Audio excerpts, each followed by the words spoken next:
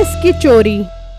एक वक्त की बात है, पुराना पजामा नामी गांव में एक छोटी सी फैमिली रहती थी जिसमें एक लड़का और उसकी माँ थी। इस लड़के का बाप बहुत बड़ा जादूगर था जिसकी मौत हो गई थी। अब इसका ये काम उसके बेटे ने संभाल लिया था। उसने रात दिन ध्यान लगाकर खूब मेहनत की और आखिरकार वो एक महान जादूगर बन गया और जब वो चाहता जादू से दरख्त लगाता और उन पर फल भी ले आता। यूं उसकी जिंदगी बहुत अच्छी गुजर रही थी। उसी गांव में मीठा नामी एक आदमी भी था जिसे चोरियां करने का बहुत शौक था। उसके पास एक ऐसा फन था जिससे उसे चोरी करने में आसानी रहती थी। वो मुर्गी की आवाज निकालता तो मुर्गी उसके पास आ जाती। पक पक पक पक पकाक पकाक, आजा आजा कॉमन कॉमन, आ गई आ गई आ गई। और वो मुर्गी को पकड़कर अपने साथ ले जाता और इसी तरह बकरी की आवाज निकालता। मैं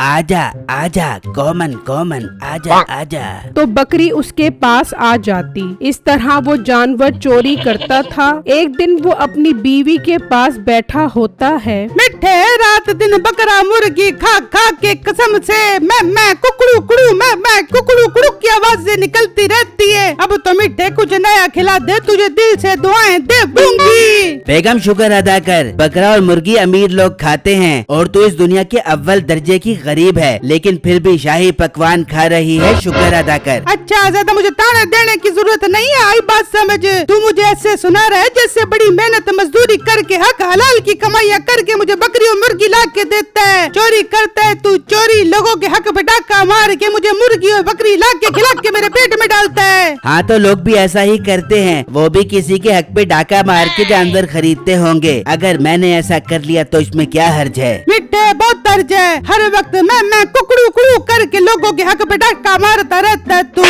मुझे तो लगता है तेरी औकात नहीं है मुर्गी और बकरा खाने की। तू बेगम आज से बकरे की मेंगड़ियाँ और मुर्गियों की बीठे खा, तेरी यही औकात है। आज से मैं चोरी से तौबा करता हूँ। अरे मिठे तू तो गुस्सा ही कर गया, मैं तो मजाक कर रही थी। नहीं नहीं, अब मैं तेरी एक नहीं मानूंगा, आज से तौबा। ना कर मिठे, मेरी जान के टोटे, ऐसा न कर, तुझे तेरे काले कलोटे बच्चे की कसम न कर। उस गांव में एक छोटी सी गाय की मंडी थी जहां लोग गाय बेचा करते थे और इसी मंडी के करीब एक घर था जहां एक गरीब आदमी रहता था जिसके पास एक भैंस थी। उसके हालात इतने तंग हो गए थे कि अब वो उस गाय का चारा भी पूरा नहीं कर पा रहा था। ऐ मेरे मालिक, मेरे हालात इतने बुरे हो गए हैं कि अब मैं खुद तो क्या इस गाय को भी नहीं खिला पा रहा। अब तो मेरे पास एक ही हल रह गया है, मैं इस गाय को जाकर बेच देता हूँ। मेरे पास इसके अलावा और कोई चारा नहीं है। फिर वो बुजुर्ग भैंस खोलकर मंडी की तरफ निकल जाता है और वहाँ जाकर एक जगह पर बांध देता है। तो एक आदमी उसके पास आता है। हाँ अंकल, कितने रुपए की दे रहे हो ये गाय, और ये दूध भी देती है कि नहीं? बेटा ये बहुत अच्छी गाय है और दूध भी अच्छा देती है। मैं तो इसे मजबूरी में बेच रहा हूँ क्योंकि अब मेरे पास इसे खिलाने के पैसे नहीं है। बेटा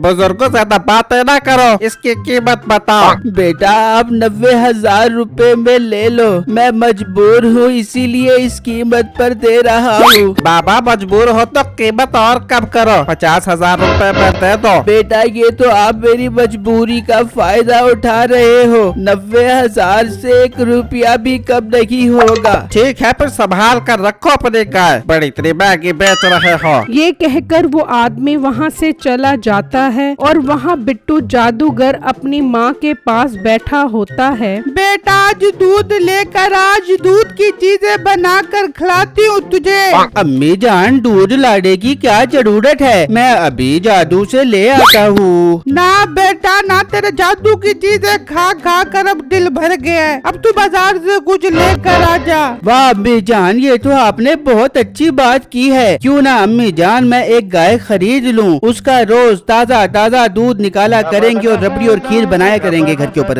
हाँ बेटा ये ठीक है, तू जाकर लेकर आ जा। फिर बिट्टू वहाँ से गायब होता है और मंडी आ जाता है तो उसे वही भैंस नजर आती है। हाँ ये गाय बहुत प्यारी है, मैं ये खरीद लेता हूँ। फिर बिट्टू उसके पास जाता है और उसकी कीमत पूछता है तो बुजुर्ग उसको अपनी पूरी दास्तान बताता है। वो उसकी बात सुनकर बहुत अफसुर्दा हो जाता है। बाबा जी आपको परेशान होने की जरूरत नहीं है, मैं आपसे ये गाय बहुत अच्छी कीमत पर खरीद लूंगा। मैं कल पैसे लेकर आऊंगा और आपसे ये गाय ले जाऊंगा। ये कहकर बिट्टू वहाँ से चला जाता है। वहाँ मीठा और नसीबो घर के बाहर बैठे होते हैं। मिठे अब तो गुस्सा थूक दे, इतने दिन हो गए हैं गोश्त खाए हुए, देख देख मेरी हड्डियाँ कितनी कमजोर हो गई हैं। नहीं तूने मेरी इज्जत को ललकारा है, मैं एक उसूल पसंद इंसान हूँ। अब तू गोश्त को तरसेगी, दिन रात तरसेगी। वो बात कर ही रहे होते हैं कि उनका बेटा आ जाता है। अम्मी जान बहुत जोर की भूख लग रही है, जल्दी से बकरे के पाए दे दो। बेटा तेरा बाप नाराज हो गया, गोश्त ही नहीं ला के दे रहा तो तुझे कहाँ से खिलाऊं?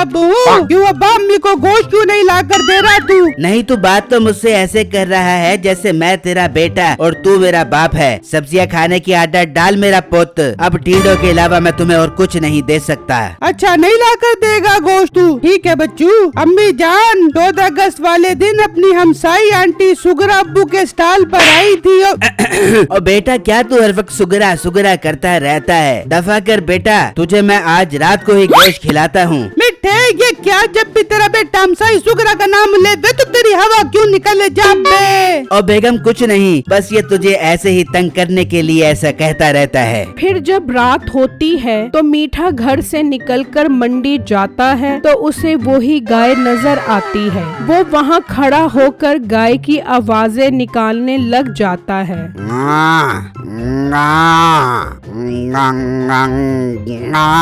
तो वो भैंस चलकर मीठे के पास आ जाती है और वो उसे लेकर चला जाता है। जब सुबह होती है तो वो बुजुर्ग देखता है कि उसकी गाय मौजूद नहीं है। वो बहुत परेशान हो जाता है और इतनी ही देर में बिट्टू भी गाय खरीदने आ जाता है। बाबा जी ये अच्छी बात नहीं है, जब मैंने कहा था कि मैं कल आकर आपसे गाय खरीद लूंगा तो फिर आपने गाय किसी और को बेच दी। ये आपने अच्छा नहीं किया मेरे साथ। नहीं बेटा नहीं, मैंने गाय नहीं बेची, बल्कि रात में कोई मेरी गाय चोरी करके ले गया है। ये आप क्या कह रहे हैं? मैं बिल्कुल सच कह रहा हूँ बेटा। फिर बिट्टू जादू से देखता है तो उसे सब नजर आ जाता है कि उसकी भैंस किसने चोरी की है। अच्छा तो ये चोर है, मैं अभी इसको मजा चखाता हूँ। फिर वो वहाँ से गायब हो जाता है और मीठे के घर आ जाता है तो वो भैंस को ज़िबा करने ही वाला होता है। रुक जाओ, तुम्हारी ये हिम्मत, तुमने गरीब की भैंस चोरी की है, मैं तुम्हें नहीं छोड़ूंगा। और मोटे पेट वाले गेंडे यहाँ से दफा हो जा, ये मेरी भैंस है, मैं इसे ज़िबा करूँगा। अच्छा ज़िबा करेगा, तुझे तो मैं अभी मजा चखाता हूँ। फिर बिट्टू जादू से गाय का मुंह मीठे को और मीठे का मुंह गाय को लगा देता है और वहाँ से गायब हो जाता है। ये मुझे क्या हो गया?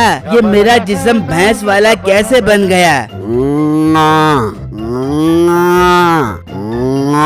ओए मिठे ये तो क्या हो गया? ओए तू तो गाय में बदल के बहुत ही मनुष्य लग रहा है। बेगम इस बात को छोड़, मुझे ठीक कर। मिठे तू उसी के पास जा जिसकी तू ये भैंस चुरा के लेके आया है, वही तुझे ठीक कर बेगा। फिर मीठा जल्दी से उस बुजुर्ग के घर जाता है तो वो बुजुर्ग भी उसे देखकर हैरान रह जाते हैं। ये जिस्म तो मेरी भैंस का है मगर मुंह तो इंसान का है। बाबा जी मुझे माफ कर दो, मैं रात को आपकी भैंस चोरी करके लेके गया था तो एक मोटा जादूगर आया था, उसने मुझे इस तरह का बना दिया है। बाबा जी मैं आपसे माफी मांगता हूँ, मुझे ठीक कर दो। ओ अच्छा, तो तुमने मेरी भैंस चोरी की है, अब तुम ऐसे ही रहो, तुम्हारी यही सजा है। ना बाबा जी ना, ऐसा ना कहो, मुझे ठीक कर दो। मैं वादा करता हूँ अब कभी चोरी नहीं करूँगा। फिर वो बुजुर्ग हाथ उठाकर दुआ मांगता है तो बिट्टू वहाँ आ जाता है। बेटा इसे ठीक कर दो, ये माफी मांग रहा है, अब कभी चोरी नहीं करेगा।